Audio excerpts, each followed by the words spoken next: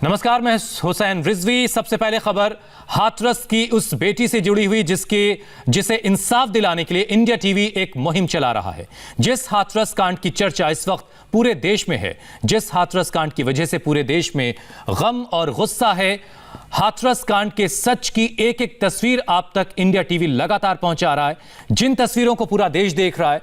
और Allahabad high court की Lucknow bench ने भी इंडिया टीवी पर हाथरस कांड की रिपोर्ट को देखकर संज्ञान लिया है। इंडिया टीवी के मशहूर शो आज की बात की रिपोर्ट देखकर इलाहाबाद हाई कोर्ट की लखनऊ बेंच ने हाथरस कांड पर संज्ञान लिया। कोर्ट ने इस मामले में संज्ञान लेते हुए उत्तर प्रदेश सरकार को नोटिस जारी किया। यूपी सरकार के बड़े अधिकारियों, डीजीपी, एडीजी और एडिशनल चीफ सेक्रेटरी को भी नोटिस जारी किया। इनके अलावा हाईकोर्ट ने हाथरस के एसपी और डीएम को भी नोटिस जारी कर जवाब मांगा है। हाईकोर्ट में 12 अक्टूबर को अब हाथरस कांड की सुनवाई होनी है।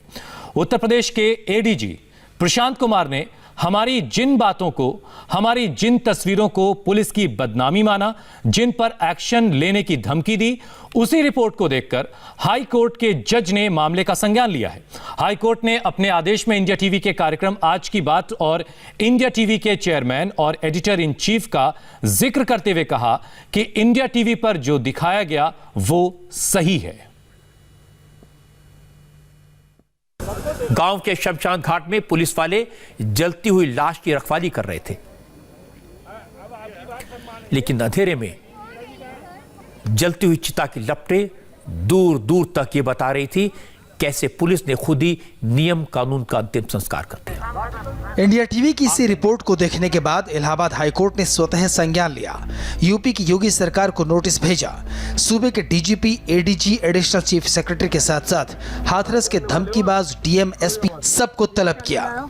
हाईकोर्ट ने सबसे पूछा है कि आखिर हाथरस में क्या हो रहा है। कोर्ट ने पुलिस के बर्बर, क्रूर और अमानवीय व्यवहार पर राज्य सरकार से जवाब मांगा है। 12 अक्टूबर को मामले की सुनवाई है। अपने आदेश में कोर्ट ने कहा, आज की बात प्रोग्राम में श्री रजत शर्मा जी ने लड़की का जबरदस्ती अंतिम संस्कार करने की खबर दिखाई। प्रोग्राम में उस वक्त स्पॉट से रिकॉर्ड किए गए वीडियो भी दिखाए गए, जिसमें बताया गया कि परिवार की अनुमति के बगैर लड़की का अंतिम संस्कार किया गया। उसमें परिवार वालों को भी शामिल नहीं किया गया। हाईकोर्ट ने जो नोटिस भेजा है उसके पेज नंबर 6 पर इंडिया टीवी के लोकप्रिय कार्यक्रम आज की बात का जिक्र है। इंडिया टीवी पर इस रिपोर्ट को देखने के बाद ही इलाहाबाद हाईकोर्ट के लखनऊ बेंच के जज राजन रॉय और जज जयप्रीत सिंह ने सरकार से सवाल किया है। एडीजी प्रशांत कुमार मीडिया की जिन बातों को पुलिस की बदनामी मानकर बैठे थे, एक्शन की बात कर रहे थे, उसी रिपोर्ट को जब हाईकोर्ट के जज ने देखा तो फौरन सरकार से सवाल कर दिया। एम्बुलेंस को लाश के साथ लड़की के घर की तरफ ले जाने के बजाय सीधे शमशान की तरफ ले जाया जा रहा था। इसी लड़की की मां एम्बुलेंस के सामने आ गई। महिलाएं रोने लगी, बेटी की लाश को घर की चौखट तक ले जाने की मांग करने लगी। हाईकोर्ट ने बाकायदा अपने आदेश में इंडिया टीवी का जिक्र किया, आज की बात की रिपोर्ट का जिक्र किया, इंडिया टीवी के editor in chief Rajat Sharma का नाम लिया। लेकिन उत्तर प्रदेश की पुलिस ये मानकर बैठी है जो दिखाया जा रहा है, जो बताया जा रहा है, वो सब एक झूठ है। मनगढ़ंत आरोपों की बुनियाद पर खड़ी एक कहानी है। जबकि इंडिया टीवी पर दिखाई गई उस रात की एक एक तस्वीर पुलिस और प्रशासन के झूठ का पर्दाफाश कर रही है। यहाँ ये रात को नहीं होता है, ठीक है। हमारे होगा सुबह, चाहे कुछ भी हो, सुबह होगा, चाहे जान चलिए सुबह होगा। बोल रहा हूँ कुछ भी सही होगा, लेकिन हमने इतनी मेहनत की है, दिनों रात एक किया है, ठीक है। लेकिन ये होगा सुबह। मैंने आपको बोल दिया, आप चाहे मेरी जान लेना चाहे कुछ भी करें, लेकिन ये होगा सुबह। तुम फाइनल बोल दिए? फाइनल बोल दिया, और घर वाले भी बोलेंगे। इन सारी तस्वीरों को हाईकोर्ट के जजों ने देखा है कि कैसे उस रात परिवार वाले बोल रहे थे कि बेटी तो चली गई है, लेकिन उसे एक अच्छी रुखसती देने दो। जैसे बेटी विदा होती है पीहर से सपनों की डोली में, लेकिन बेटी को पुलिस वालों ने कंधा तक नसीब नहीं होने दिया। उल्टे मीडिया को रोका जा रहा है, सच दिखाने नहीं दिया जा रहा, परिवार से मिलने तक नहीं दिया जा रहा। यहाँ पर भी जैसे पुलिस हमें आगे नहीं जाने दे रही है, रोक रही है, जबकि क्या अगर इसमें क्या गलत है कि मीडिया जाए, उस परिवार से बात करें।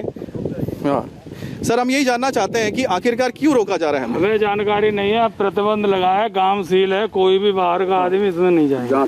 पुलिस प्रशासन इस मामले को भले ही दबाने की कोशिश करे, हम पर डंडे बरसाए, गोली चलाए, लेकिन हम सच दिखाते रहेंगे। हम इंसाफ की आवाज उठाते रहेंगे।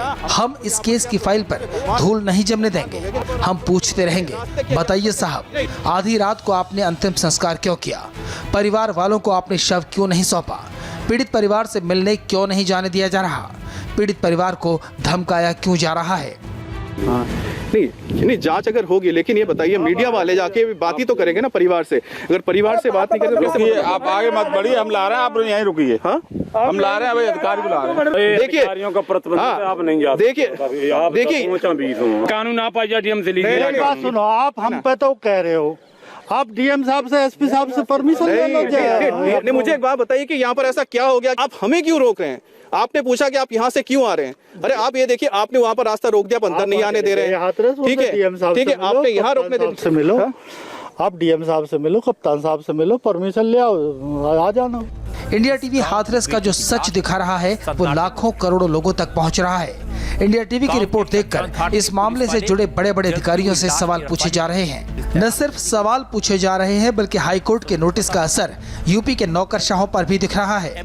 हाईकोर्ट से नोटिस मिलने के फौरन बाद कल उत्तर प्रदेश की टॉप ब्यूरोक्रेसी में बड़ा फेरबदल हुआ। Additional chief secretary Avinash Awasthi से सूचना विभाग की जिम्मेदारी छीन ली गई।